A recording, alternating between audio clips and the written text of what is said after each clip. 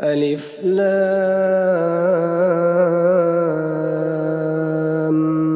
ميم. الله لا إله إلا هو الحي القيوم نزل عليك الكتاب بالحق مصدقا لما بين يديه وأنزل التوراة والإنجيل من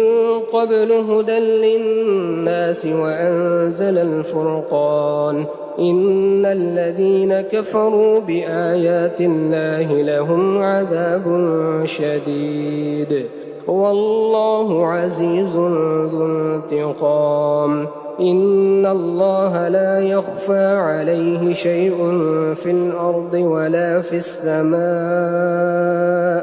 هو الذي يصوركم في الأرحام كيف يشاء لا إله إلا هو العزيز الحكيم هو الذي أنزل عليك الكتاب منه آيات محكمات هن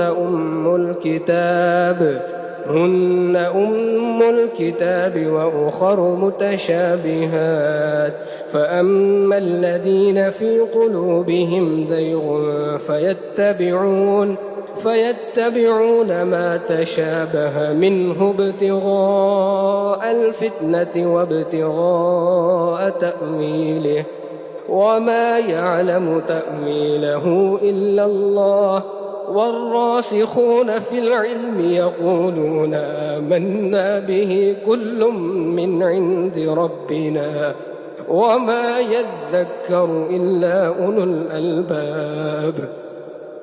ربنا لا تزغ قلوبنا بعد إذ هديتنا وهب لنا من لدنك رحمة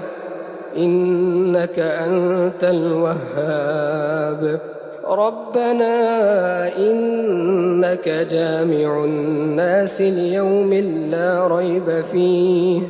إن الله لا يخلف الميعاد.